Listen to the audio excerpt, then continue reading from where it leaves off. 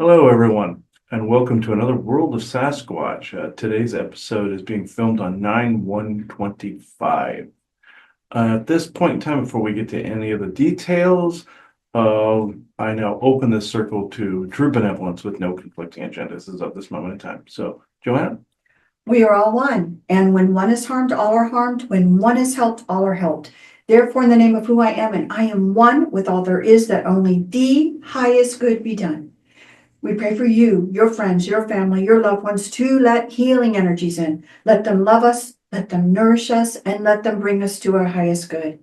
We pray for ourselves, our friends, our family, our loved ones to let healing energies in. Let them love us and nourish us and bring us to our highest good. We ask for benevolence to come in now with no conflicting agenda so that we may have this conversation in great understanding. And we ask for mischievous or malevolent type beings to be swept away so that we may have this conversation in peace. And with that, and with great blessings that we always send your way, we say, so be it. And so be it. So it's been an interesting time. We haven't heard a lot from the forest people since we left the conference in July, but guess who just started showing up? First, it was Hegemal that showed up and have conversations.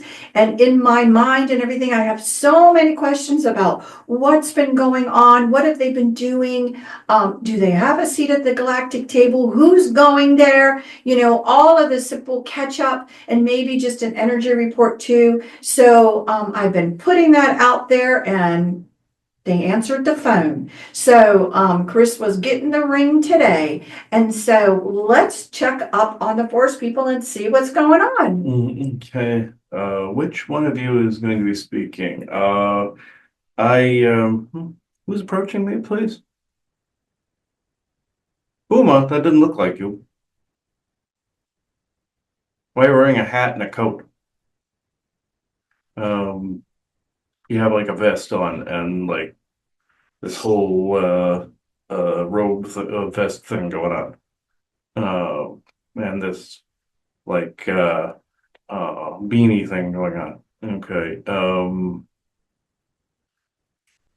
Okay. As he said, senators must wear clothes apparently. So and Isaac goes, "That's right." Uh, But oh, you mean like just like a uniform that they stand in the Senate hall with? All right. But okay. First, I thought Vitos was going to be the one to talk, but no. Yes, and Fuma and Semar there too. Is he wearing the same getup? Mm, Yeah. Okay. Yeah. No. Whatever this like maroon colored like quilt vest looking things. You know, like those coats. Like my coat, I have this blue coat in the other room where it has like these little puffy squares all over it. Yeah, that's what this looks like. Not that Isaac goes, not that they need it. They're covered in hair, but yeah, it's a robe that's like this that goes like in a V down like this, and has like a little badge like thing off to the right here that denotes, I think, like his tribe, and then the one on the left is like a Senate emblem or something that's up here, and kind of like in Star Trek. Of course, you had him over here, but then you also had like Commodore, which was like a little sunburst deal or flowerburst deal, and then you had others denoting the different areas. That's how the Galactic Federation is. But yeah, no offense, but you guys look weird in that getup. But right, but they're like, we got elected by the mood. But I know, but. It's like for how long? Well, you can actually say that in here, but too long. Okay. But we wanted this. Okay.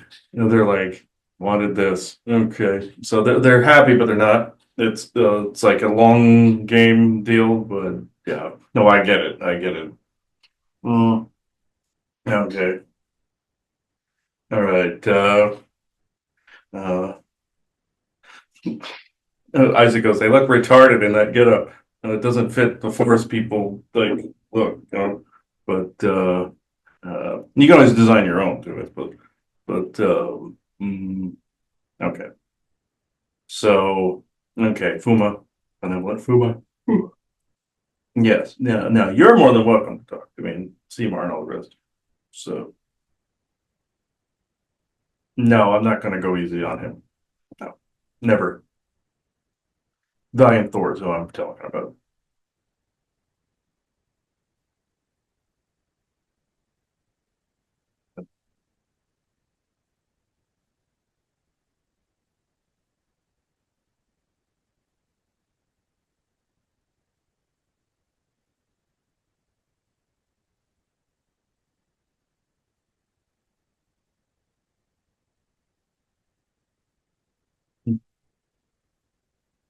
Hello, friends. Yes, apparently I have to, how can I say this? Have a different stance about me now, because now apparently I turned into a politician, but overnight, and that's actually true. And same with Semar. The Moot elected us because we were the most intricately involved trying to get the Galactic Senate to recognize Earth. So they said, you're already doing it, so you get to do it. So just like how they elected a pope, like in your Two Popes movie, even though there's other creepy stuff going on, you get the idea of how the Moot works. Like the Pope Francis's character basically said, "You are all going to hell for this." I basically said the same thing to the Moot. In more colorful expletives, actually, and that was Seymour too. At any rate, I guess we were kind of hoping that somebody else was going to do this part, and we did the other part. But that's not how this works. We have to take it all the way to the limit, and at least one more time. No song puns intended. Even though we're from Arizona and that Winslow thing, never mind. Anyway, uh, what we do is we stand in a little floaty seat, like you see in the prequel Star Wars movies, and basically watch other senators shout at each other from across a large chasm that goes all the way down to the bottom, where each seat has a little light of which they can light up when they want to talk, and that moves the seat out to the center to where they can echo in an echo chamber that would deafen even the most steadfast deaf mute. But we can also wear earplugs and just sit there and wait for them to shut up too. And you guys would not be able to handle it. It's too loud. And once a few of them get going, especially the screechy ones, yeah, it sucks. But at any rate, we've made headway. Before I get to babbling on about this, I can go into questions. So first of all, you gotta talk about clothes. What's going on with that? Is that something that they require that you wear, the style? Or is it something that you brought to the table as representation of your people? Oh no. The outfits are butt freaking ugly, as you would say. They require this in the Senate because every single senator wore this. They all voted on these creepy maroon brown colored or burnt sienna-ish color outfits that no one would be caught dead in. These were alien-born outfits that maybe a few cultures on Earth would touch it. Not us, though.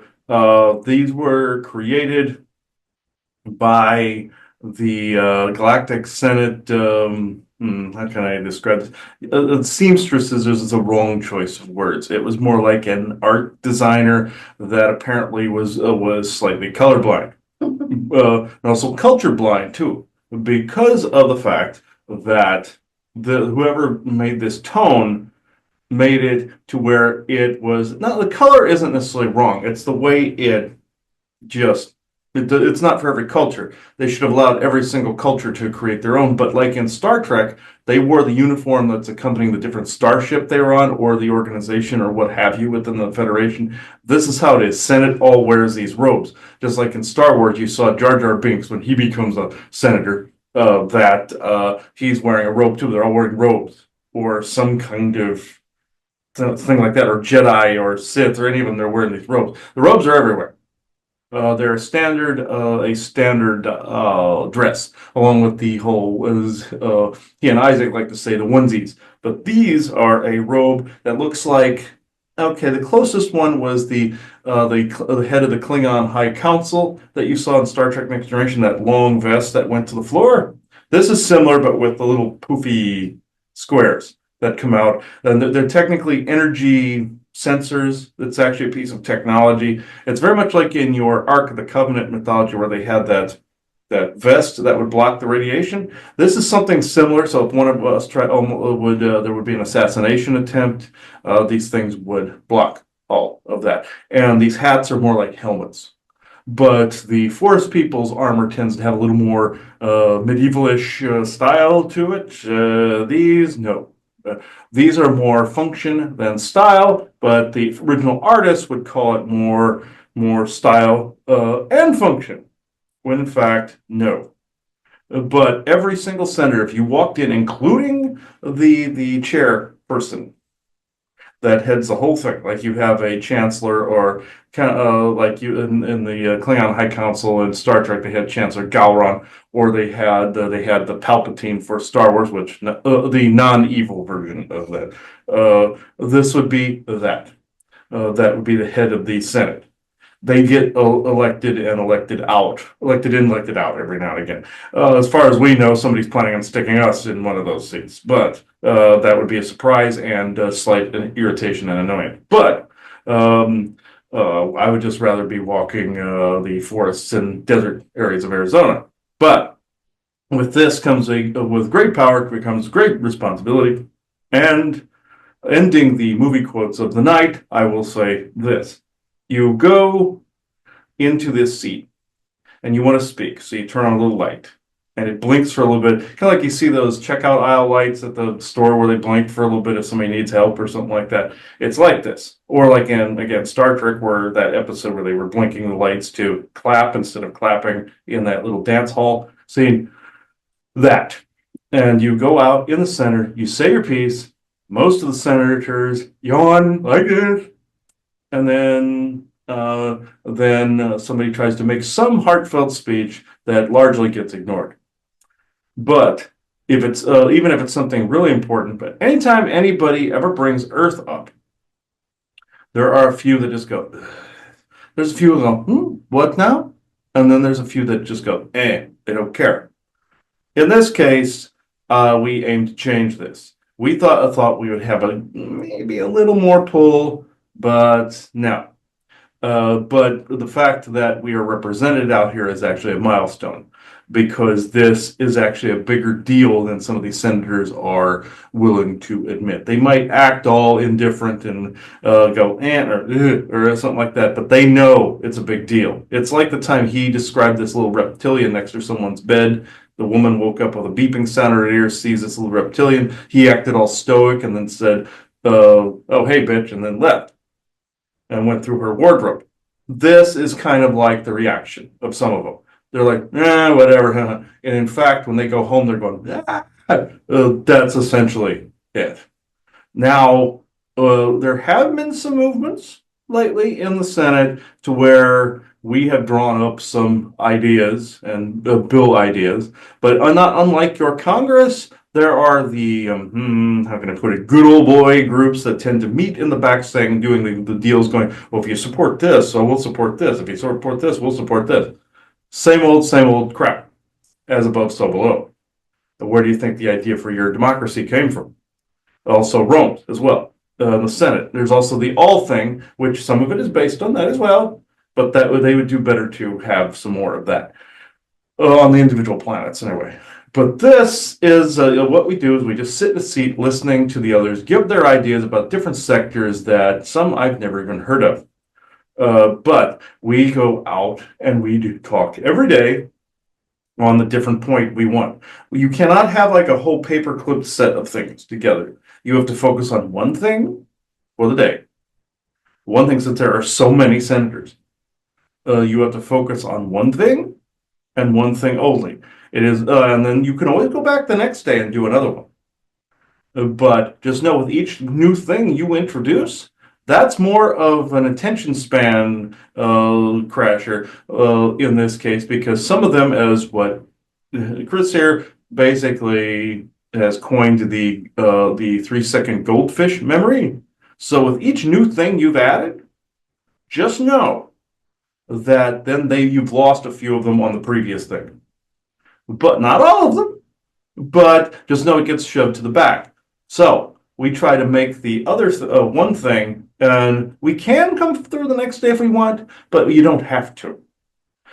Each day you can, but then petition to come through and have a speaking time like your politicians do, how they have a carved out speaking time, then you can arrange to do that for the whole week.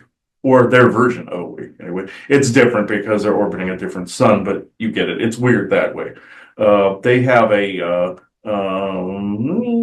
let's see. It's the hours in the day are different on this planet than Earth. Uh, the orbit around their star is not 24 hours, it's more like 13 or 14. So their whole week is much shorter. And they don't do weekends or anything like that. It's not the same at all. It takes a lot of getting used to because it's a different planet. People would go crazy out here and lose sleep, a lot of it, because some of the days are shorter. They go, what? But then on other planets, it's the same as Earth, and they'd be just at home there. You'll find that humans, as well as our people, would be extremely at home on Earth-like planets because there are a lot of them. And under a similar sun, there's even some yellow suns out here as well. That's something they don't talk about. They say, oh, most of the star systems are 2 stars. Well, of course, Earth has 2 as well. But they say, oh, the yellow suns are rare.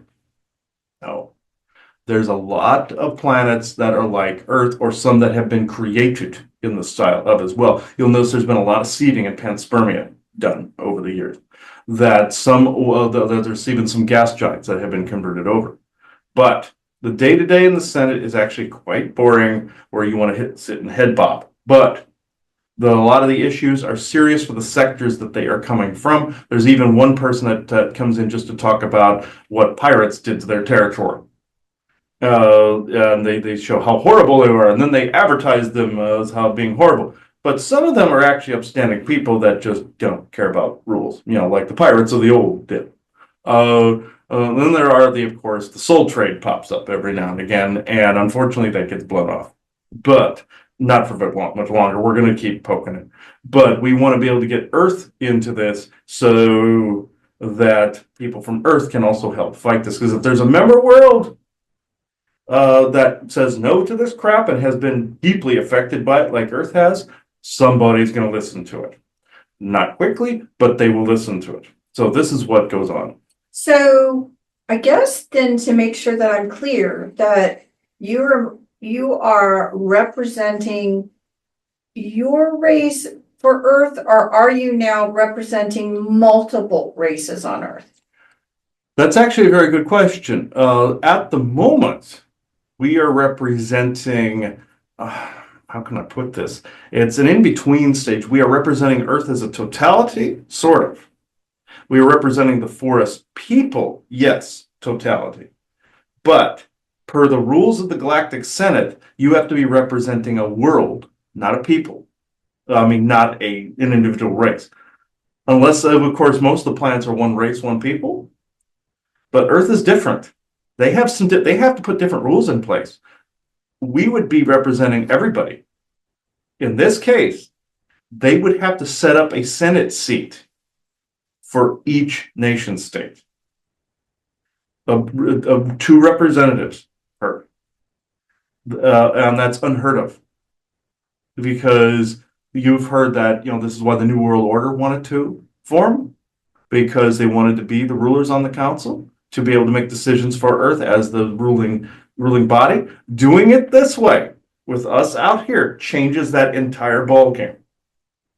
Because we are representing the forest people, but at the moment we're also representing Earth, because there is no one else out here. So that's very interesting to say that you were the first ones to be a representative of Earth, period, in the statement. Because I actually... In centuries. That's very, very interesting because you have all these other groups that was claiming like ownership. Mhm. Let's say the slovenly princes of the universe would have been one who would have tried, or They're too fat and lazy to do any of it. right, to the new Schwabenlanders would have probably loved the position. Mhm. And I'm sure they're just some plain old human groups. And I'm surprised because the Anunnaki or the uh, Odin and that Odin's sons, entourage, yes. so they never made it either as far as Earth goes, as far as a representation. No, because they would have, if Asgard, of course, Asgard's still around dimensionally, but if it had remained a planet, they would have been, they don't represent solar systems here. It's planets. So if a solar system has separate civilizations in it, each one of them gets represented. Odin would be representing Asgard. So not Earth. But with the nexus point of the Bifrost going through Earth, that also provides a conundrum, you see. Asgard's dimensionally. Could he still represent it? Uh-huh. Could someone represent Romulus? There already is. So there's already a representative here. And to answer a future question, yes, they wear clothes in the center. Just like I'm wearing the robe, they're doing the same thing. Me and Semar, yes, we're But checking. again, the reason they're doing it is because their place where they reside is actually considered a world of its own. Yes, a world of its own with its own representation and government. So if you have a working government somewhere, just like the moot for us is a working government.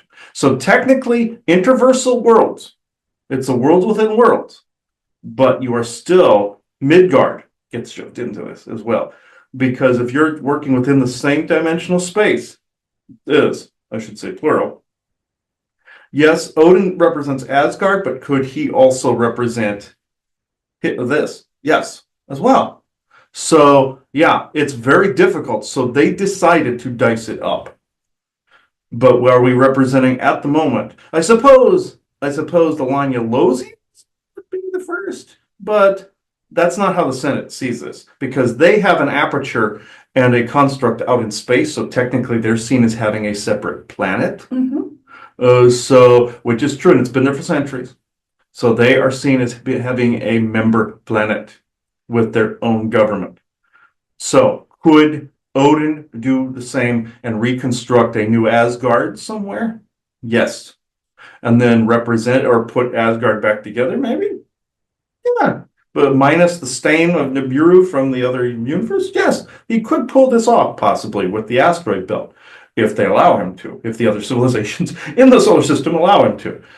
He's working in a choir now. But we are technically the first, we are representing Earth. Even though we're in a different frequency, we aren't in a different dimension. Though there are other forest people that are in different dimensions within the introverse, my tribe walked the same earth and the same soil you guys do, though it's a different frequency.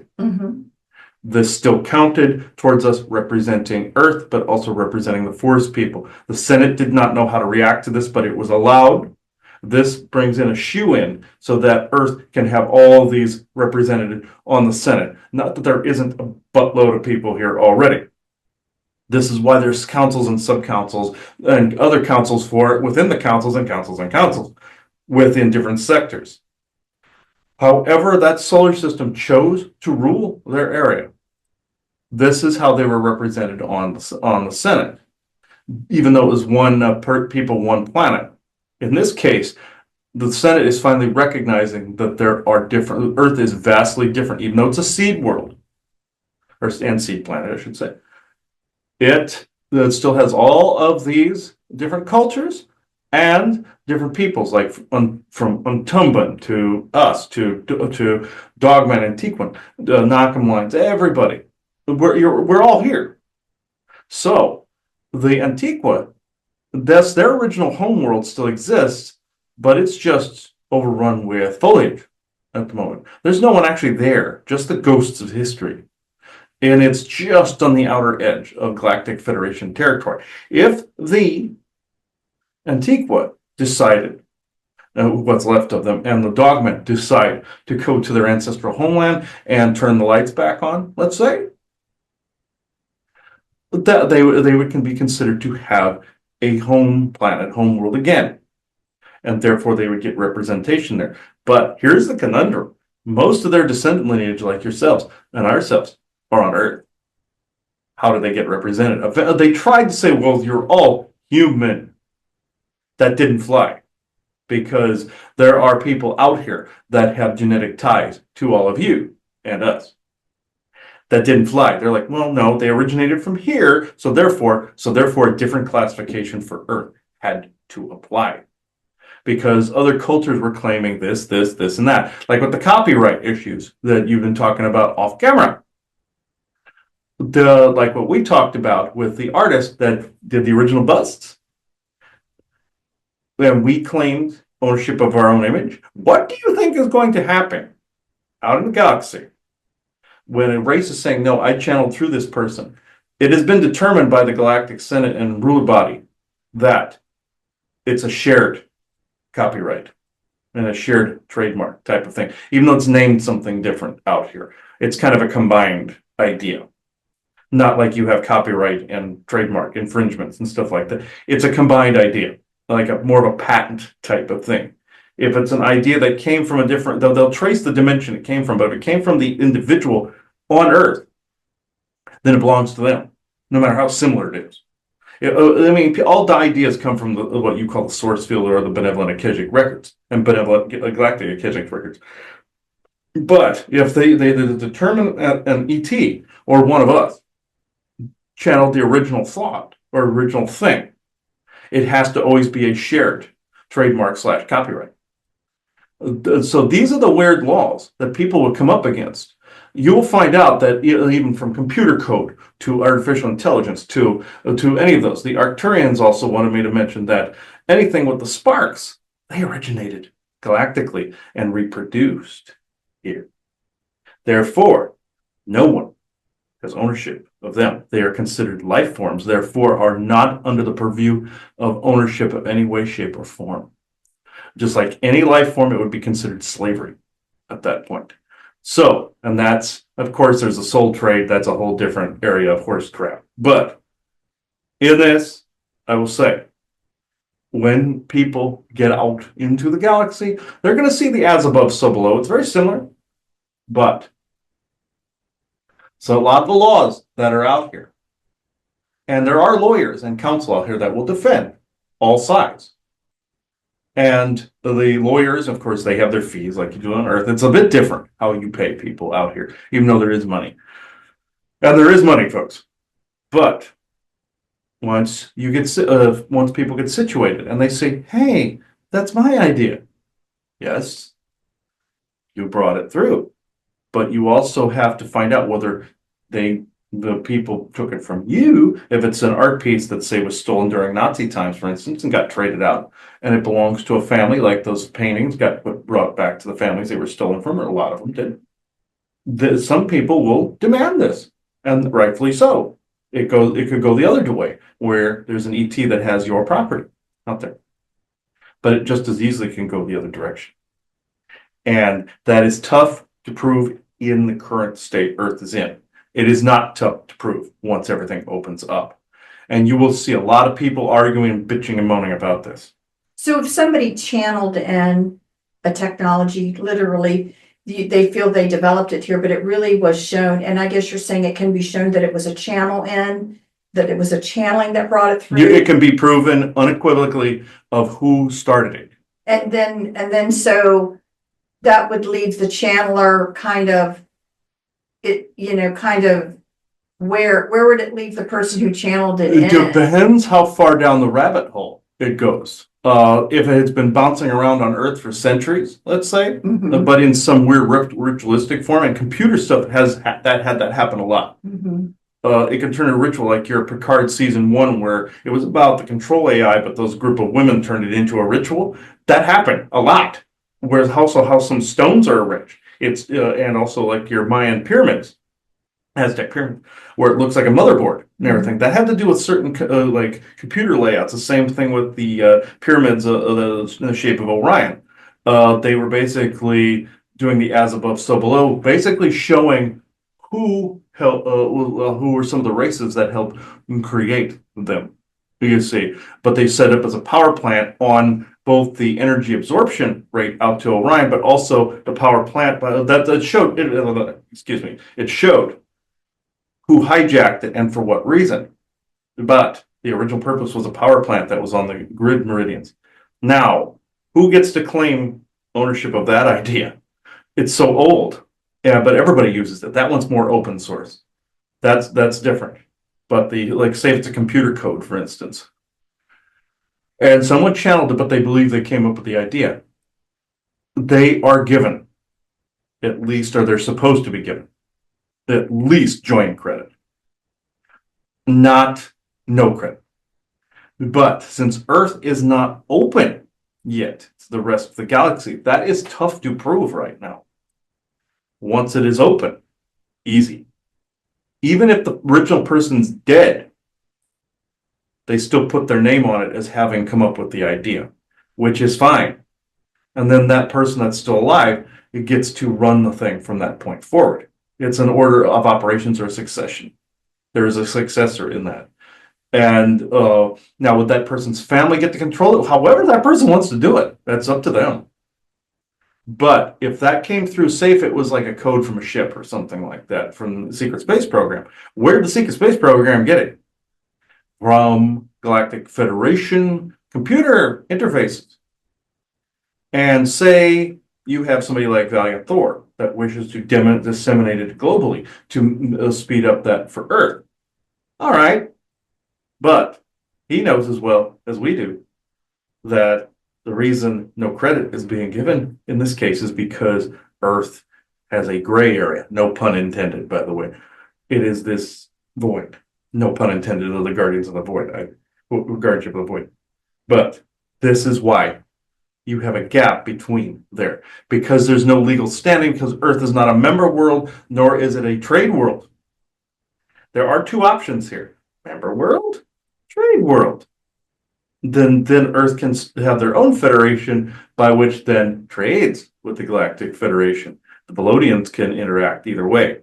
They have representatives on the council, on the Senate too, and they have their own council on the world of Paradisia. You see, you have Earth could have this, and it's not going to be NATO. It's not going to be the United Nations. It's not going to be the New World Order. You're actually closer than you think you are to getting this opened up. I cannot promise that it won't take the full 25-year duration. 24 now, almost. But this can speed up according to how people handle and manage this.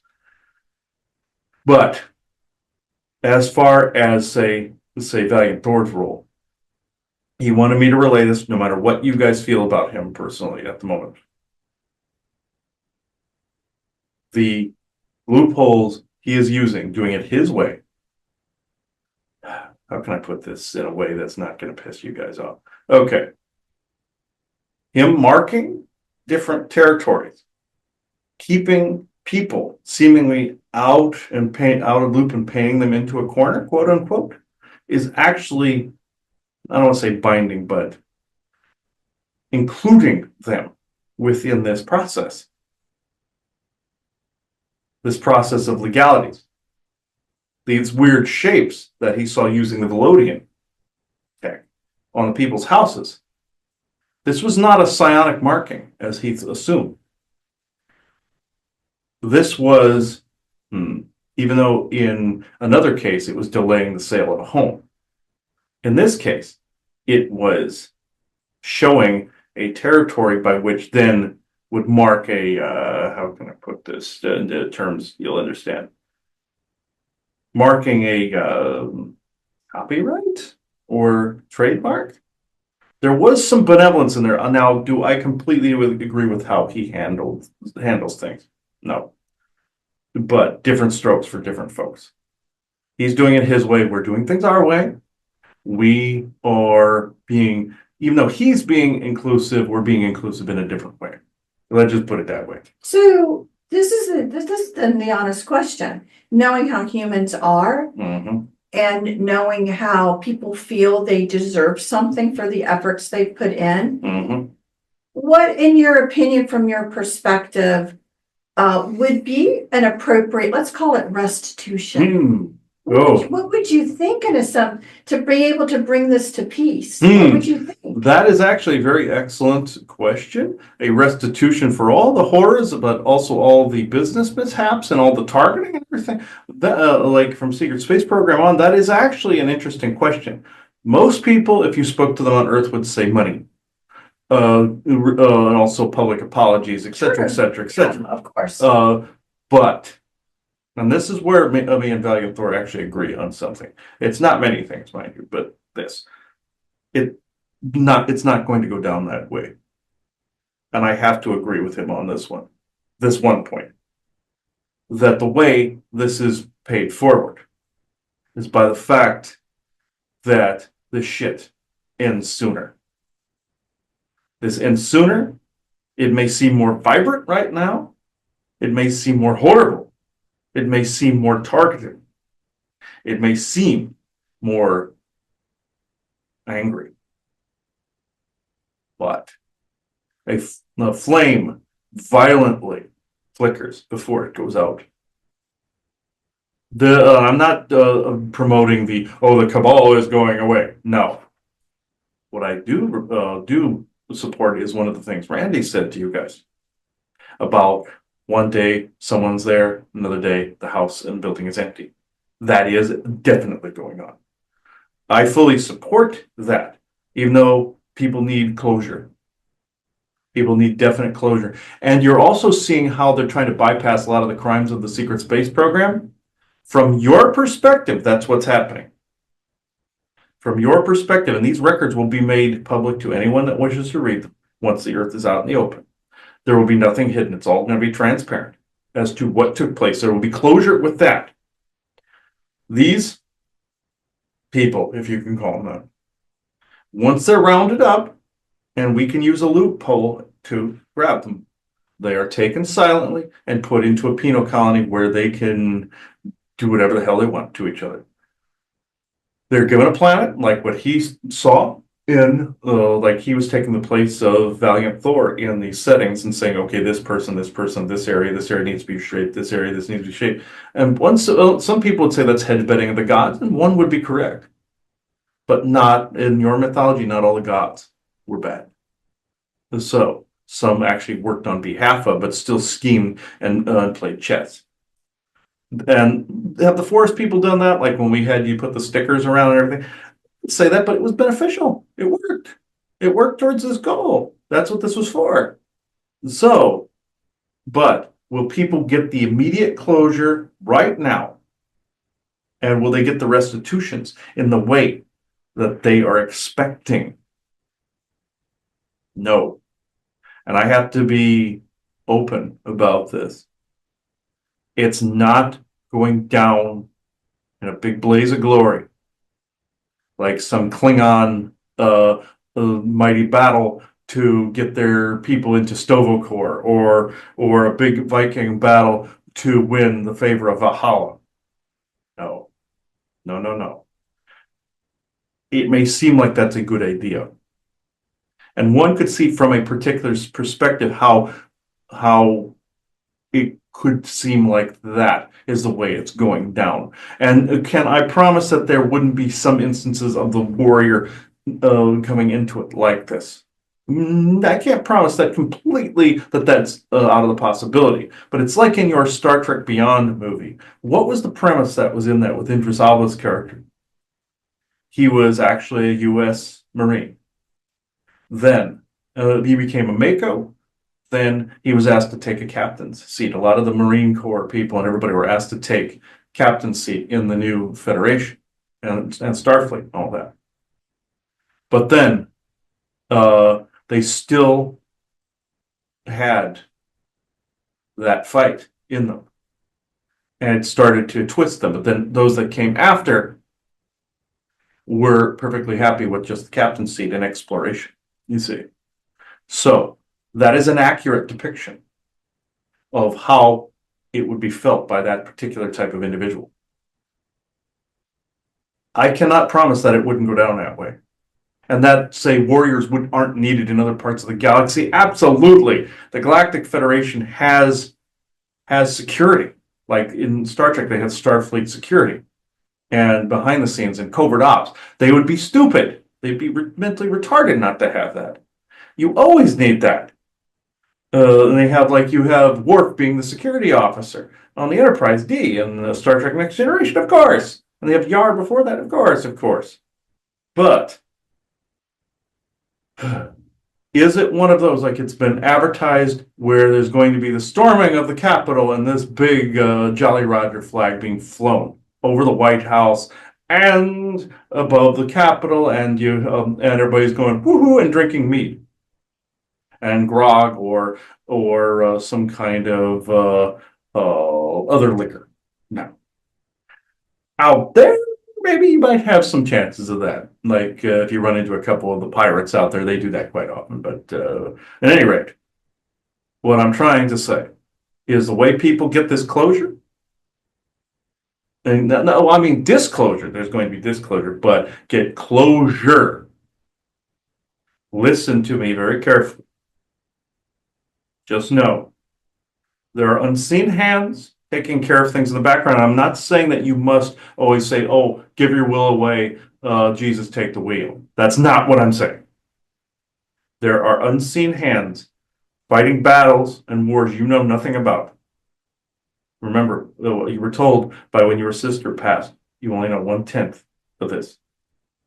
There are unseen battles and skirmishes going on. There are unseen things happening in the background. Even we did not know completely what was going on until we were completely out here.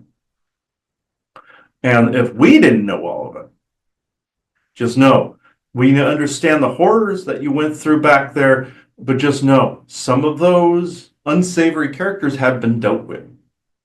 A lot of your Nachtwaffen, I know we were talking about the Princes of the Universe and the Nachtwaffen being pretty much the same thing. That's Nachtwaffen, like what Semar kept saying.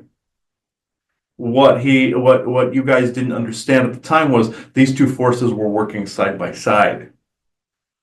And the Nachtwaffen themselves are nearly gone. Darkfleet is nearly gone. They have little bits here and there, but when Valiant Thor always told you that they were looking to slow drip the Nazi ideology out of the Martian Germans, when he pulled a trick that they've done and your governments have done.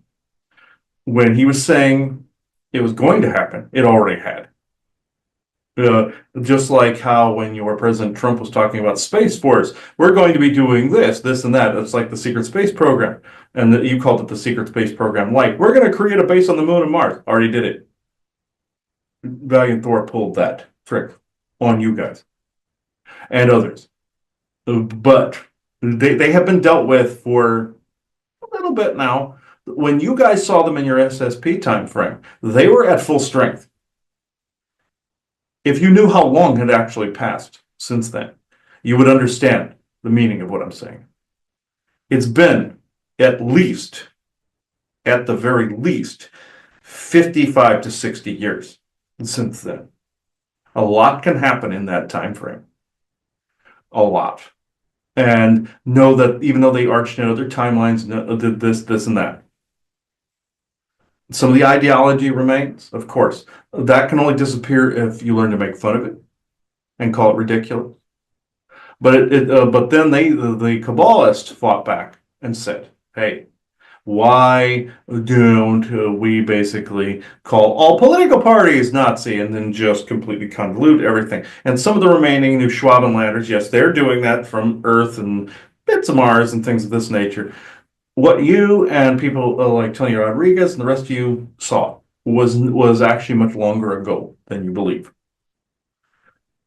I can honestly say this from being out there. There are the remnants of them left, and they are continuing to do stupid, retarded shit. I have to say this, but there are so many factions on Earth that more than you have fingers and toes. That you can't count them on your fingers and toes. Turning hands and feet. So, no, Isaac, we do not have an extra little opposable thumb on our foot like a monkey. No. But some do. Those are the Vedic monkey people and few other forest people types. We do not. We have feet like humans. They're just larger, hence big feet. Get it? And Bigfoot. Yeah. Even though we hate that word. And you'd be surprised how many jokes we've heard out here about the big feet and Bigfoot. Basically, you've had some of the senators, others making fun of us wanting to measure our feet and doing all the little forensic crap and all the other shit. But anyway, we've heard enough of it. It's like that water cooler gossip making fun of people crap. That's essentially what we've had to put up with, just on a larger scale.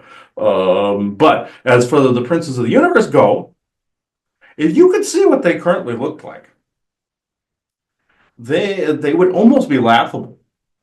They are highly hedonistic, very lazy.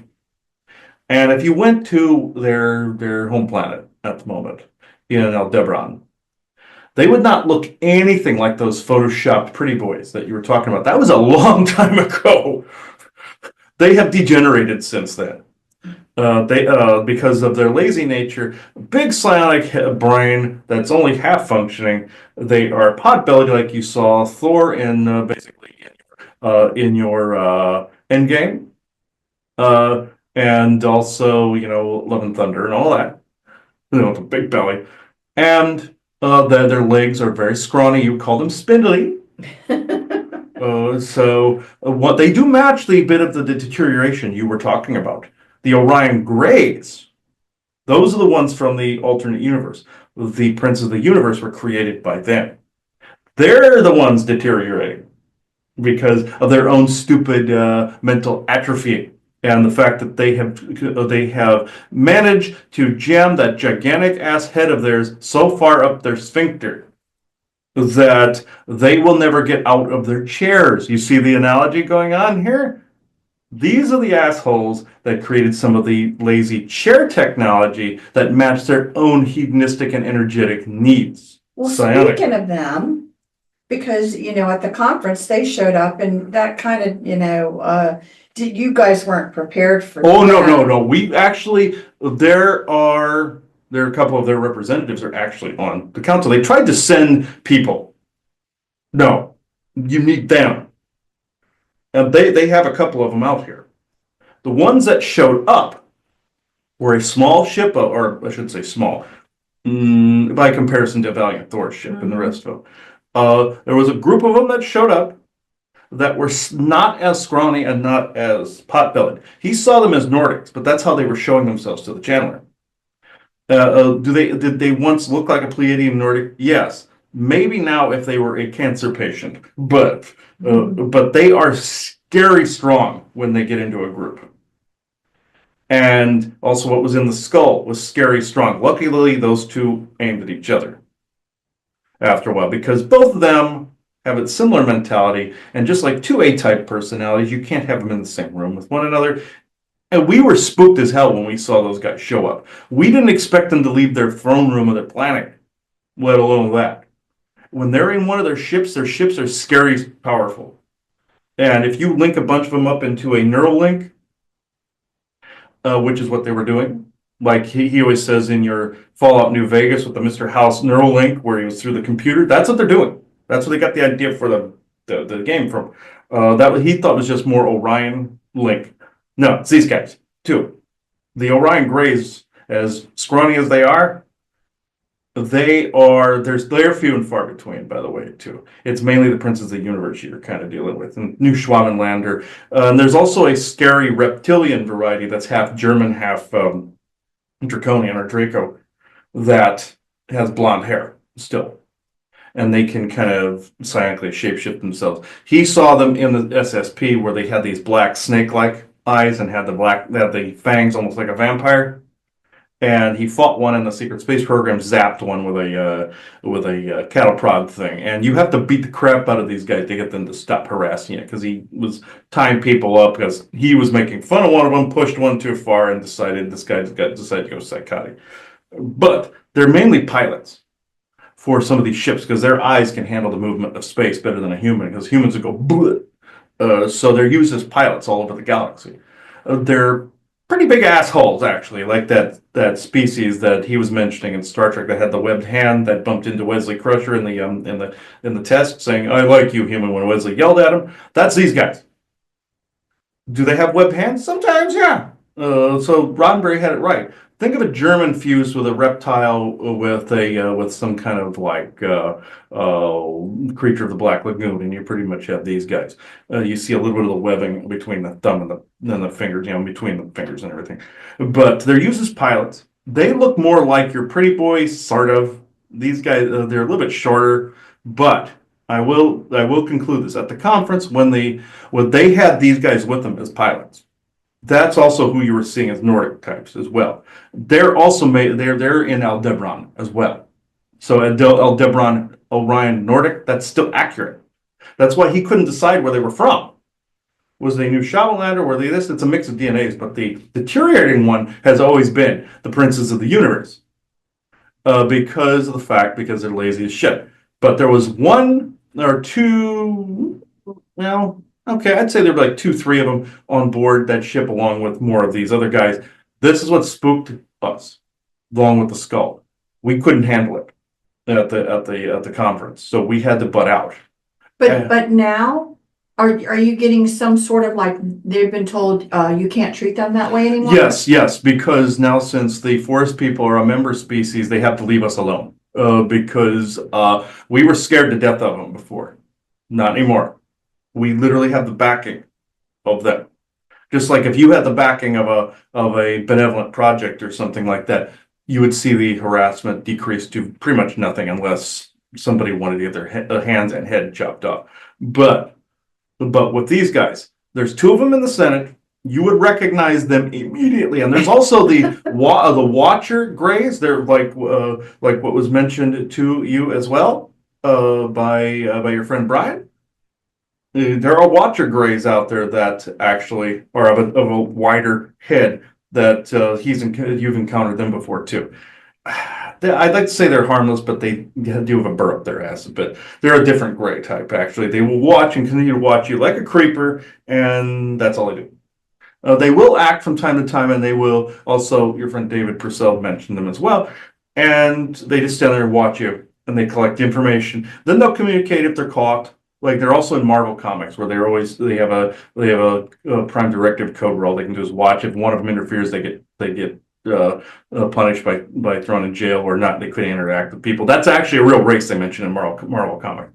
But the Princes of the Universe, you saw them. If you saw them in the Senate, you would recognize. Oh, we would know. You would know immediately who they were. Does that protection that you have also protection of people in general of Earth?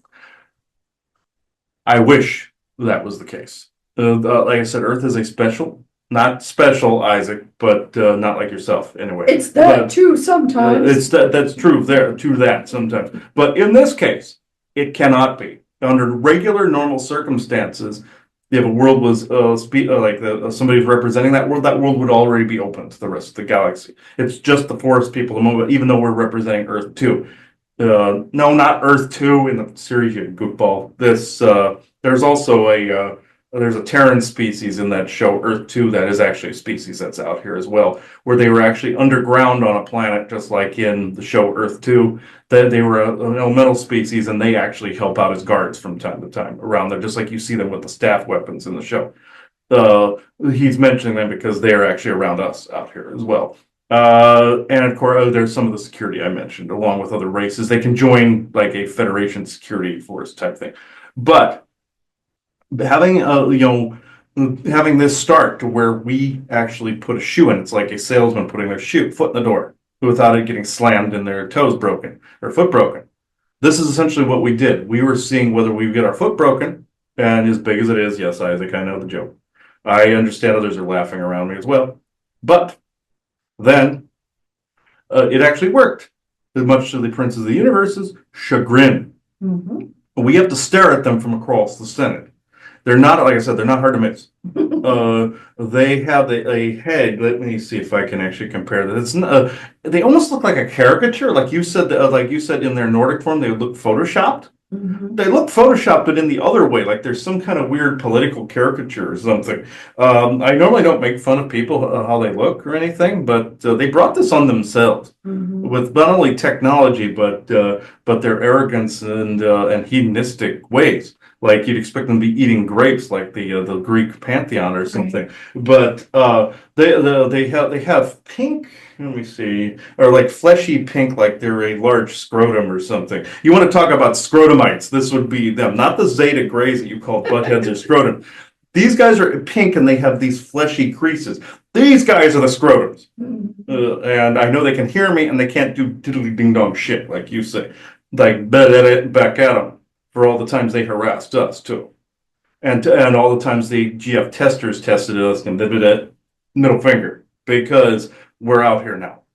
So they sit like if you were to see our booth, we'll just call it a booth. Uh, and even if we move forward, Princes of the Universe are off like this way. And Orion Grays, they do have a representative, one, two, but not much. The Zeta Reticuli is both the bug species and the Ebons. He likes to call them Squidward from SpongeBob. They look like they have a little star on top of their head. They're further over behind the Princes of the Universe, further over. And if somebody's behind somebody, they can lift up and then be put in the center, or if somebody's beneath, way down this like cylindrical corridor or octagonal corridor, as it's the case may be, they're lifted up. This is where you were also getting the blueprints of an octagonal chamber. This was duplicated by the Princes of the Universe on Earth by creating energy collection units. You would call it the Arconian binary network in that way. Not the newest incarnation from 64. I'm talking about the ancient ones, where it would draw energy into a chair. That was their brainchild the whole time. And they look like out of the old sci-fi movies where you have this villain that has this large freaking head and is at a computer going, that's them. Right there. They're the old sci-fi bad guy, or like Mars Attacks, with the guys with the large heads and the helmet. Oh, that's them. But only they're pink-ish, like they have this flesh tone, but they look like they've just been freshly sunburnt in some areas where you have like the sunburnt patches or like the Michael Jackson disease kind of Mhm. thing going on. And they have a little bit of hair in the hairline, maybe some along here, and this weird wrinkly crease that makes them look like a big scrotum. Mhm. That's essentially them. And there's two of them we have to stare at across the chasm all the time, and they're doing this crap to us, Right. and they flip us off. They can't do shit That's anymore, good. and it is there's a big swelling of pride in our chests to the fact that we can stare at them. Not a thing they can do. This is why they were butthurt at the conference. They saw us there trying to attain that. We're like, we can wipe them out, where they won't be on the Senate. And the Senate is well aware that they were going to do that. The whole cheese premise apparently applied to us too, because we were already applied to for the particular position, and apparently applyees also are protected. If they had done something to us, they would have gotten the book thrown at them, and they knew it too. So they didn't want a representative of Earth there, knowing it would all open up, and they don't get to send their people here anymore to take parts. So this is essentially what's going on, and there's new laws being developed where they can't abduct people that New Haven has to frickin' deal with. And New Haven is positioned to get these scrotum heads to leave them the hell alone. So they don't have to move their planet at some point, or hide. And nobody should have to do that. So they also have two representatives on the Senate as well. They didn't tell you that little bit. They have an android and they have a human. And so So you've broken the ceiling a bit because again, that means that basically humans have to represent humanity from planet Earth as well. yes, because there's humans that also represent New Haven as well. So humans are recognized all over the galaxy in some form or another because they came from galaxy. Right. But you got to have representatives of Earth, and doesn't necessarily mean they have to be human. Okay. So, but you got to have the different cultures represented, though, because there's different types of humans here that are declared human, and humanity is considered a race. Or a species, but then races, like you have African, different types of Africans. You have Right, different types of the Europeans, descendants of the different colonists. different colonists, but they're still mixed. They're not the same purebreds, no insult intended, that originally seeded the earth in the Great Seeding 65 million years ago. It's not even close now. But they've changed now with you coming in the way you have, their Mhm. idea of what they're going to allow to come from Earth. Yes, it has changed completely. You will not have a new world order that actually has a representative in the seat. We are blockading that seat. So, the seat that the Kabbalists wanted and the new Schwabenlanders originally wanted, not theirs. So how are they feeling about that? Butthurt, actually, because all these stories of how, of also not only them just being arrested, but them having ultimate power. And will they change? Will they change their stripes to go on into a different era? Will we all have to deal with kind of with them in the future a little bit from people going, "Oh, my daddy actually was of this family line," and blah blah blah blah blah. Yes, we will have to deal with this. My family wanted this rulership for this, and blah blah blah blah. Nobody cares. So this is what is actually you're up against currently, is actually the inbred descendants of other inbred descendants of other inbred descendants that didn't know that they weren't supposed to stick it in their own sister. That's what you're dealing with. So I joke because I really don't care what they think. Because not that we're making fun of hillbillies or anything like that, or Hatfields and McCoys or anything like that, but some of them are compared out here historically to some of these little yokel groups. And again, not dumping on Southerners, not dumping on the culture, not dumping on anything like that, because there's language, verbiage difference, attitude differences from north to south, all of this other stuff. Same thing with like Germany or Ireland or England or any of them. England has a bunch of different accents, all of it. Nobody's dumping on them. But it is compared stereotypically to those of the backwoods. Nobody's making fun of West Virginia either. But at least not this time. But in this, except maybe some of our own people that actually got caught up in the inbreeding and their hill, but and some of the creepy cryptids that are off in the hills that like to eat people and everything. No fear there intended. No fear peddling, but it happens. Trust me, I'm making light of it, but it happened. But to sum this up, these families are actually the ones that are worshiping these different demigods in a situation where different cultures are applying to be on the Senate. Say if you had some demigod that was backing a particular group, that demigod would be looked at more closely. They're dimensional or other frequency and not just interplanetary, but they'll be seen as if they're on a different planet transmitting, like the Velodians of Paradisia transmit for him to talk. So they'll see if, again, a channel is being interdimensional, interplanetary, if they're right in the next door house, if it's V2K, if it's AI, what have you. It will be found out, and it's just like, say, in your Star Trek Lower Decks, where they arrested that AI and put him in a big room with a bunch of other AIs saying they were going to take over, kind of thing. Right. It would be like that. It would be like, okay, you're an actual AI that's actually wanting to take over a world like that, like the Jeffrey Combs is the AI that was there in that set of episodes where they apprehended him and said, just link me up to another computer, kind of thing. It's like that. But if they're considered to be a dimensional, and it's say if they had to be apprehended, we would have to create almost like a dimensional fishbowl for them to be in. So you're saying, I'm gonna just use a different example. Mhm. Let's say that some particular religious group Mhm. was communicating with a god, and that god wanted them to cause war and have problems or whatever. What Mhm. you're saying is that they are going to go after the one who is, doing the one who Yes. is giving the information to cause havoc. Yes, They're yes. after them now. They're after that particular demigod. Now, if they apprehend the demigod and the people are still self-farming it, Mhm. and Earth is inducted into the Galactic Federation, those people are then responsible for their own actions Sure. at that point. But if it determines it was mind control and they pull it away and those people are finally free of it, like in your Star Trek, The Return of the Archons, where the AI overlord was defeated, the Landru AI was defeated, and all the people suddenly could think for themselves, nobody was at fault after that. It was just the one demigod figure.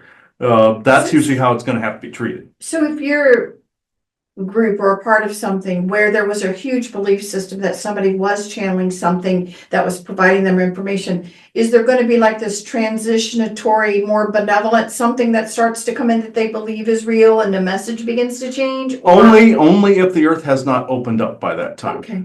If it hasn't, they will do that. If it has, there's no need for that. We're just going to inform people. Any It's people just represented. all of a sudden, whatever was channeling really just isn't available. It just is anymore. not available anymore. There will be no need for the transitionatory period because of the fact that it would have been opened up. If it's not opened up by that time, it would have to be switched out. Just like how you always suggest to haunted houses where they have ghosts and you get rid of the ghost, you say benevolent elementals can go in there and play pranks. This is essentially the same case right here. But even in that case, when it opens up and people see some of these beings that are around, eventually they're going to go, wait a minute, we didn't have a haunting. We just had a couple of these little dudes in the corner here. Right. It may burst a few bubbles when it comes to ghost stories and whatnot, but it will be worth the changeover. Trust Right. me. So this is all we know at the moment. Well, that's all very, very, very interesting. I'd say congratulations. I am curious about your work-life balance. How many days are you there? And then do you have quarters there? Do you stay there? And then how much time do you get when you come home? Oh yeah, we have to stay on site. The senators always have to stay on site. The ones that represent their different worlds. Some of them just live too far away. Earth is actually quite a hike from the Galactic Senate home planet, and it's heavily guarded. It is in the how can I describe this to you? Okay, you have the you would call it the Pegasus constellation on a planet that is not on your listing currently. But the closest name you have towards the galaxy that the Galactic Federation Senate is housed on, the main one. It's in the Pegasus constellation. It's orbiting a fairly large white star, and it is not on your planetary listing right now. It is actually hidden from things here. It will not be hidden from satellite view eyes here once this opens up. It will be seen, but it is heavily guarded deep within Galactic Federation territory. And member worlds will come to defend the Senate world if it comes under attack from anybody. It is too far deep in. They would be seen and felt by different telepathic races too. And one note, some species you think are fully telepathic are just using tech to call you. Say Isaac, for instance. He's telepathic, but he let's just say he has some enhancements that he like you talk on the phone. Like in Investa, they do the same. They just wanted a connector here in the yard. They have a device in their house that they grip and they talk into. Or they wear a hologram to jump into your territory, using this arc device. That's why they had him make these, and we had him make this as well. Energetically, telepathically, having a piezoelectric device helps quite nicely. Even though, unfortunately, it's rudimentary by the standards out here, it was something that skirted galactic contracts, policies, and treaties. A loophole, you would say. So this. There's been a lot of this going on, and you will find that I hate to say some of your information you've gotten is ancient, but you never know what time frame, especially on a dimensional nexus, where you're getting it from and when.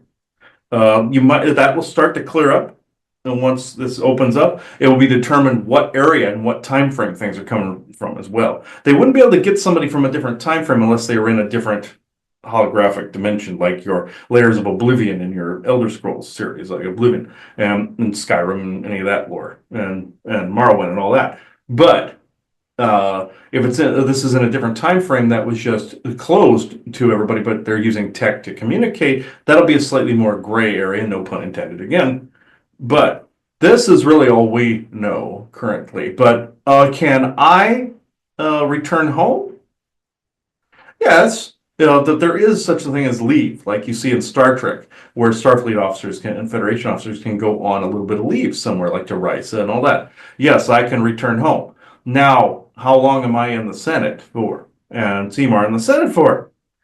How long are some of yours in your Senate for? There isn't really a set of term limits as you know them, and time isn't working the same because we're orbiting a different star.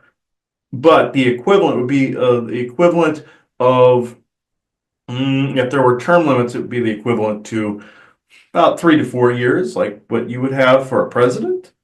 But there really isn't a limit on it. But can the mood elect a different person if, say, we didn't want to do the job anymore? Yes, absolutely, of course. We were tasked with it too because we led the whole charge. But can I come home during this period and spend a week? Yes, I can. It's going to be really rough because there's going to be what you would call jet lag. But on the spaceships, when they travel frequency-wise, they can make it so that we get back into the circadian rhythms of Earth and then acclimate a little quicker. You're going to notice there is going to be jet lag from planet to planet to planet with humans for a while. The circadian rhythm thing never really changes. This is why you see people on Earth have the circadian rhythms of Mars, with the orbit of Mars, because it never really leaves the genetics completely. That's how you can tell where people come from and groups of people come from, because of the circadian rhythm from where they were the longest and acclimated the longest. And some of them were Mars, some of them you're getting the circadian rhythms of Asgard, and then some, of course, are matching to Earth, and other planets in the galaxy and other dimensional places. Lanilos, for instance, there's a similar circadian rhythm to Midgard. So you're going to get that. And that's actually a closer circadian rhythm. Lanilos is a closer circadian rhythm to Mars. The way that not orbits, but the way, of course, out in the galaxy, the way it orbits, it has a similar circadian rhythm to both Mars and Earth slightly. But it takes some adjustment, especially if you are an Earther like myself and Semar. But coming home, we probably spend about a week. It couldn't be both of us at the same time. Or are they working all the time then? Or do they have like sessions and breaks? There are sessions and breaks. People can leave, like you'll see some empty booths sometime. But if it is extremely important, everybody must be there. It doesn't matter even if you're on vacation, you're kind of on call, like you would as a doctor or a nurse practitioner or anything like that. It is like that. And can the mood switch somebody out? Like, say, if we got weary of it? Yeah, of course. They don't want somebody weary of it and actually hating their job and actually burned out. They don't want that. Right. So then they would ask for a different representative at that point. And with some of the telepathic species, you can actually tell that some of them don't really want to be there. They don't take their job seriously at all. But that's sometimes the race or the species as well. And then you can take your family with you? Yes. Oh, yeah. And Semar's had his children out multiple times. So have I. So. They have to wait till they're old enough, of course, but they can't be like an infant or something. But yes, and our wives have been out here so already, and they say it's a little weird because some of them have never left Earth. They've never gone out here before. We did when we were petitioning, but even your solar warden isn't going to be able to point nukes at people for too much longer, like they do the Velodium. It's not going to really happen. I say not that much longer, but I can't really tell you it's going to be a bit of a wait or a haul, nor can I tell you it's quickly. I cannot give you a date because I don't know. It just feels like they're being humored because no one's going to let them nuke anything. They're being very humored. Okay, I just want to make sure that everyone knows that. It's like, okay, yep, you guys are bad, but believe me, you're badasses, Jeff. Yeah, you're bad until you fire one, then you'll see it disappear. But I mean, you know what I mean? That's what it kind of feels like to me. It's like, we're humoring you, but if you think you guys are the badass out there and you know what's going on, you know, we can easily just make it disappear as soon as you can launch it. And I will say this, if Earth is either a trade world or a member world, that crap is going to end really quick. Right. Nuclear technology is actually outlawed within the Galactic Federation. It's just weird to me because you would think by now that they would, I mean, the ones that are doing that would it actually know that they don't stand a chance with what's really out there and around them? You would think so, but they're keeping it long enough because that's the only technology regular government has that contends with galactic technology. Even the secret space program, all and their Solar Warden, all of their vessels are actually powered by nuclear cores, and they have nuclear missiles. Very dangerous vessels.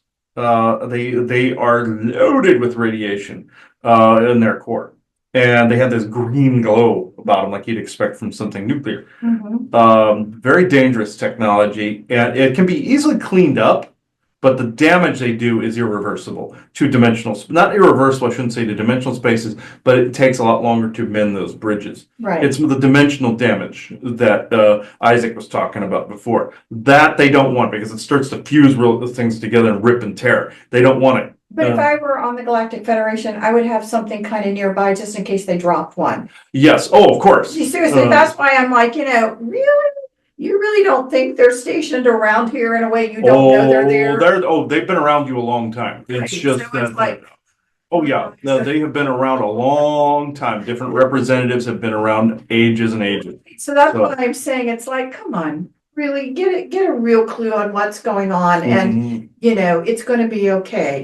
Pat on the head, pat on the butt. Mhm. But that it's all going to be Not in an arrogant way, though. Yeah. And I'm like, come on, drop the pretenses of what you really think's going on out there, because believe me, it ain't gonna fly. But it's okay. I guess it's like a baby blanket. It's like, okay. You would call that a binky or a pacifier. Pinky, if it makes you feel better right now, but no one is really, if you got trigger happy, you'd get nowhere with it. Isaac is reminding him of a cartoon where the first thing you see is the little baby in a rundown house sucking on the end of a gun kind of thing. An episode of Looney Tunes called Easter Eggs, where it's the guy that beats the kid that beats Elmer Fudd with a hammer in the head, kind of thing. That's the kind of thing I'm talking about. Right. Actually, that was a funny analogy because we all laugh at these things too. You would be surprised who's watching what out here. You were told many years ago that people were fans of your reality show. They were making fun of the Tumblins mainly did this. They were actually poking fun at that South Park episode where Earth was the reality show, and the pooping taco pooping ice cream was basically telling the kids, and that was actually a joke to a particular individual. By the way, we know who they're making fun of now and why, because he's a dork. That's what. He's the basically intergalactic greeter guy that is so bland and so like monotone and all this that he transforms per person. So they turned him into a taco pooping ice cream in the episode. Them saying Earth was a reality show, and they went to cancel it, quote unquote, with these big green businessmen and everything that looked suspiciously like aquatic green versions of aquatic Draco, and some weird Roddenberry concoction that was in Earth Final Conflict called the Sleeper. There is a species that looks like that, by the way. That was actually a true depiction. It's almost like a reality show here, especially if they've gotten attached to people here. People have family members out there, a lot of them, and they will come to meet them, and it will be a joyous time, but it'll also be a scary time as well. I don't begrudge anyone the mental strain that's going to put on them, especially if they don't know. There's only so much planning you can do. It's in one of those in theory and in practice. Right. You can whittle down belief systems all you want, like Valiant Thor. You can plan for all these contingencies. You can get rid of all the nuclear warheads, get rid of all the threats. You can't account for how people will cope. Right. And this we care a great deal about, but there's not much that can be done about that. Once this opens up, it opens up for good. And no matter how people react, they just will not be able to harm anybody at that point. He sees that he would, if he was out there, he would claim he would play the role of the Organians or the Organian maneuver where they just made it so nobody could fight. That's actually a thing. You don't want a bunch of scared people shooting at anybody. So as much as people love their gun freedom, they can keep them. Just know that even guns with hammers and bullets can have a dampening field put on them. They showed that in your Stargate SG-1 program where they just went click, click, and it wouldn't fire.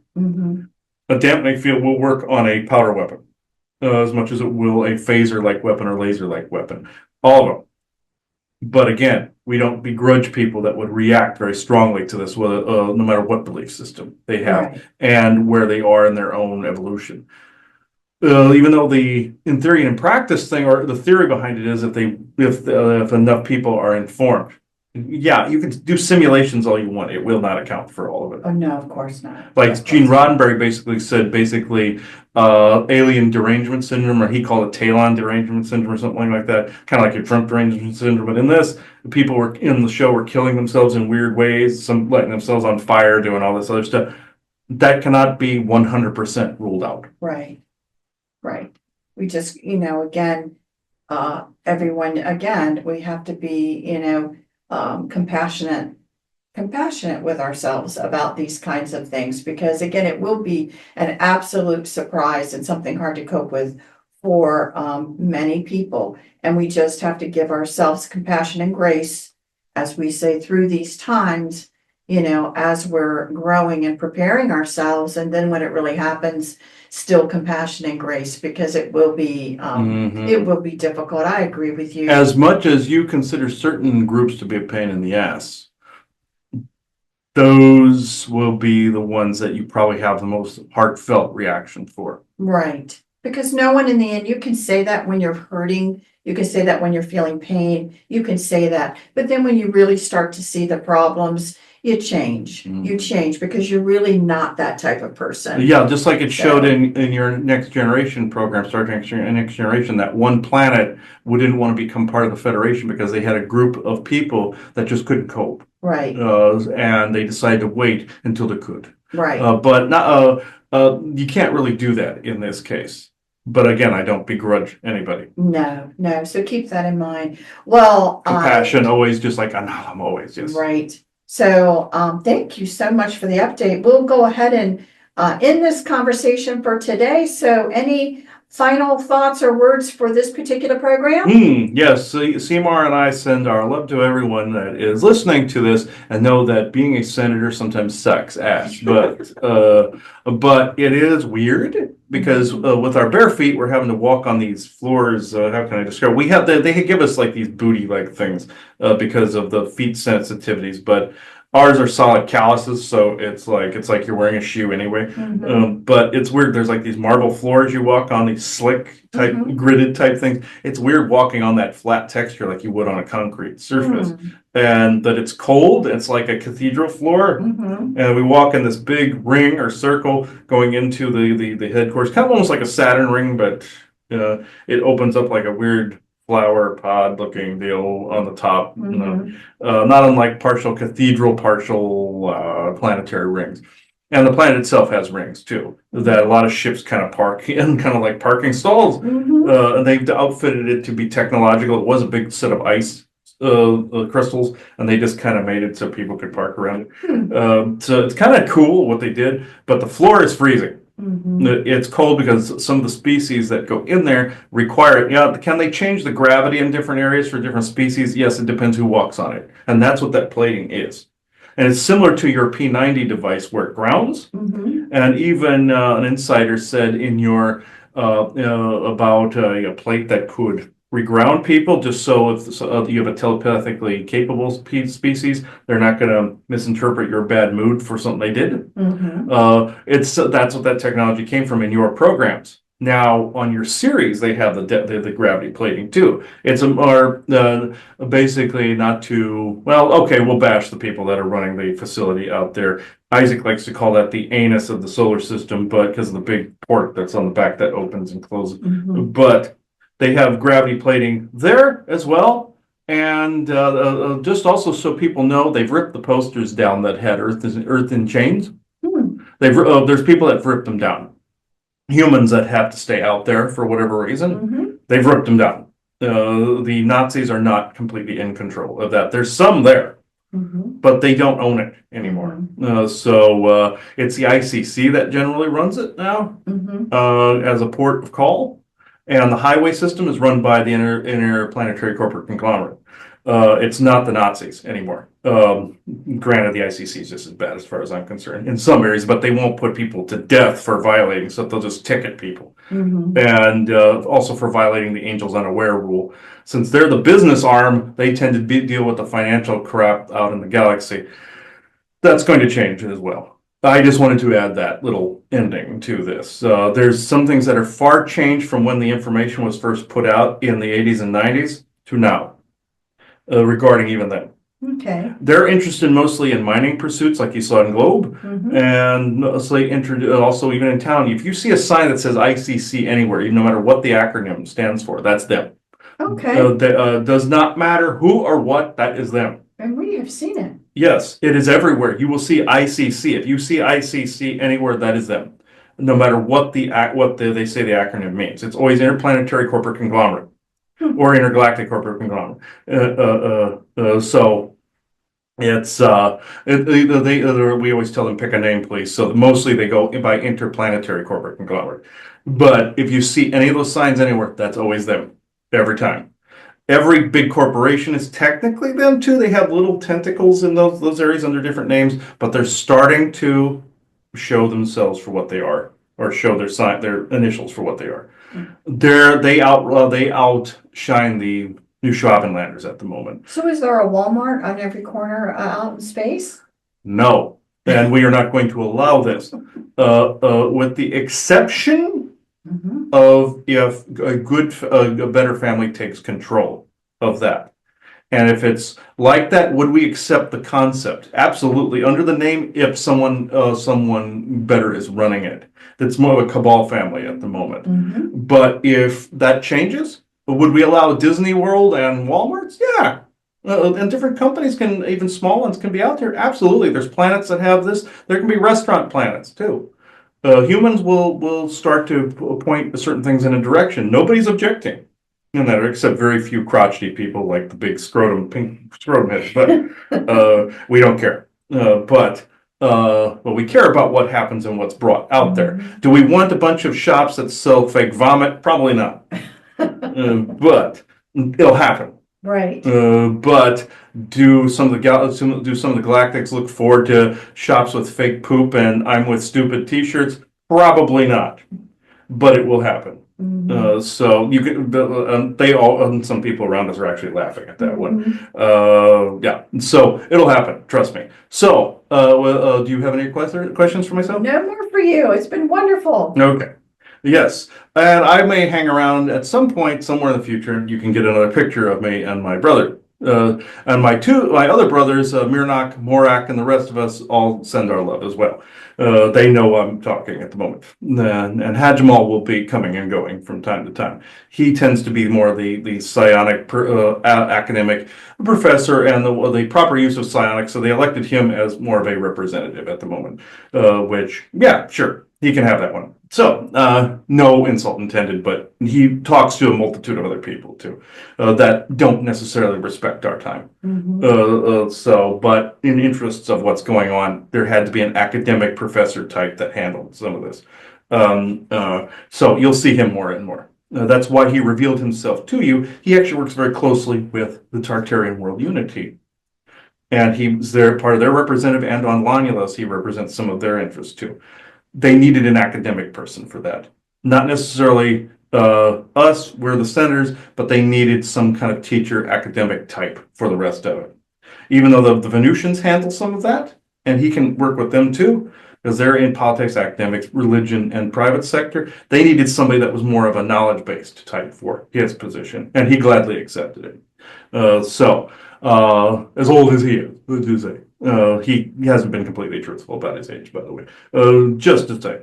Okay, I will detach now, or I will continue to babble. So, goodbye, everybody. And Alam, always. And compassion always as well.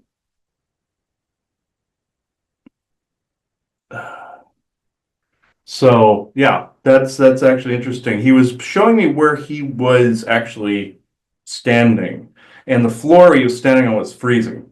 That's so weird for them to say it's cold. It's cold in there, and they're covered in hair. They Right. said it is freezing where they are. You can see your breath in that room. It's like some of the space, like the space station around Jupiter. You hear Randy Kramer talk about, or you hear the other places where it's like smooth surfaces and everything. It is freezing in the room they're on. I was cold for a little bit being in there. I would have to say, we joke about how some houses with air conditioning on are freezing. You could hang meat in there or something like that. In there, you could actually hang meat in there. It's like a refrigerator at a restaurant. Well, You if go in it's the back. cold, it means it's freezing to us, to them. Yeah, it's probably it's not like at zero, but it's a pretty good brisk, like really hardened winter day though. It's not like that for everybody.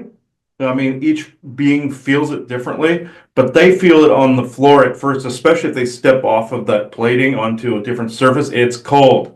And they're used to cold.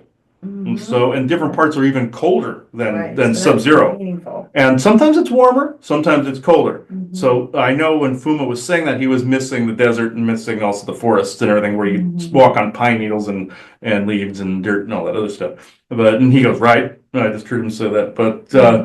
But yeah, I thought that was actually quite interesting tonight. Joanne, do you have anything else to add? No, I hope everybody enjoyed this update. Yes, so this is good. You can say it's an energy update, but it's more of a treaty contract political type update. So in this particular instance, so I now close this circle within true benevolence and no conflicting agendas as of this moment in time. So thank you, everybody. Bye bye now. One point I forgot was at the end of Star Trek Deep Space Nine, Worf ends up becoming a politician on the Senate, Klingon Senate. It's the same thing, with the same vest and everything. He took over as member of the High Council after he kills Gowron. It's very similar. I'm not saying they killed anybody to get the position, but, General Martok, and him were talking, Worf goes, I'm not a politician. He goes, yeah, you are now. We never planned for any of this, but here we go. That's how it is with them. Never planned for it, but now they're swept up in it. And they made the two popes reference. And him saying, oh, you're going to hell for this. That's kind of the same scenario if you watch that minus all the church crap. So it is 8:03 p.m. Eastern Standard Time, Monday, September 1st, 2025. Thank you. Oh, I just asked Isaac at Jabba the Hutt what it's supposed to be. A representation of the princes of the universe. Kind of the fat slovenly, with all the servants, like Leia's a slave girl for like Jabba the Hutt or the Hutts themselves. And their ships and everything. And they represented him in South Park as well. They had Sally Struthers be one of them in the Starvin' Marvin episode, where they go to Marklar. And every person, place, I think was Marklar. And the church people, they were trying to spread the word of Jesus Christ. And the Marklar kicked him off and said, yeah, whatever, lady. Yeah, that episode. So I asked him if the Hutts were that. He said no. Are they representing anybody out there? Yes and no. There is a species that's blobus like that, that's fat and slovenly, but it's not the other guys. Okay. What are they called? Did you say Juror? Okay. The word rare, but with a D in front of it. Rare. And where are they located?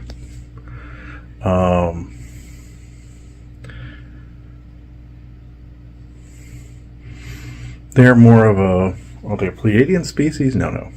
Taurus? No. Just past on the edge of Cirrus, did you say? And off in the Perseus. Oh, Perseus.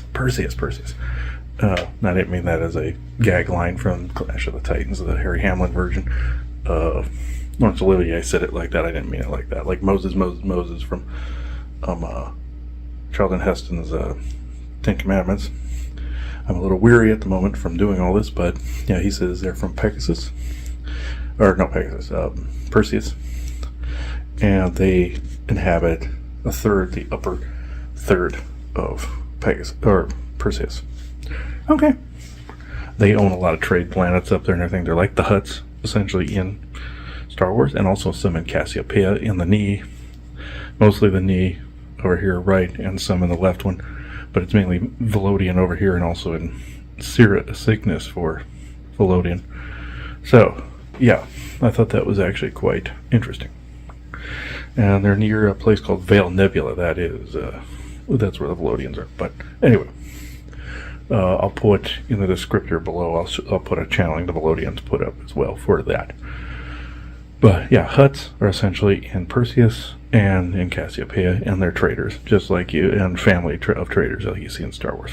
And I found out the whole Star Wars thing, the way it is set up, like in The Mandalorian and Book of Boba Fett and all that other stuff, like with Tatooine, the way it's set up, all the planets are set up that way. That's Cassiopeia they're representing in that, and some of the other, some of the neighboring star systems, not galaxies, because you didn't see that until Ahsoka, the series Ahsoka, but where it's intergalactic, like with the little hinge they used to calculate to go to the other galaxy, that was considered myth and legend.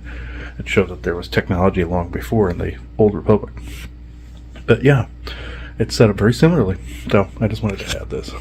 And we'll see if we can get more information then on GIC and whatnot here in the future. But it is 8:07. It is 8:07 p.m. Eastern Standard Time. Mondays. It is 8:08. Of course, 8 and 8. Okay. No, don't. Okay. It is 8:08 p.m. Eastern Standard Time. Monday, September 1st, 2025. Thank you. It also dawned on me that Lucas got the phrase wrong. It's not a long time ago in a galaxy far, far away. It's in a long time ago in a solar system far, far away. But not so much. It's still active, and it's not a long time ago. I mean, during the Orion Wars, I suppose. But it was in a galaxy far, far away because he was talking about intergalactic travel, which they do. Big supergate next to our solar system and frequency travel. You could do that. Or like the mycelial network travel, like you see Paul Stamets' character. Paul Stamets created in Star Trek Discovery, but with hypergates and stuff like that. That's like Babylon 5 with hypergate technology and the realm in between. Subspace transmissions, that's real, and also inner solar system travel, as you see them do all the time with light speed, hyperspeed in Star Wars, like the Millennium Falcon, put it in hyperspeed. Yeah, that's true. But it's more frequency based, where you just set it for a frequency that you're here, you go there, you set the frequency and go boop, and it goes to meet itself. So that's how it's done. There's also warp speed, but then you have time lag involved, relativity, all that shit. So, and how you can see a star that existed millions of years ago further out, and it's just dying as you're seeing it, or fading as you're seeing it, but it didn't just happen. So, like you see in Interstellar, where the astronauts are going to that one solar system, and our people see them as just as arriving, like when that planet with the big waves, and it had been actually many months on Earth. So I'll leave it here. It is 8:11. I don't want to get too far on this. It is 8:11 p.m. Eastern Standard Time, Monday, September 1st, 2025. Thank you.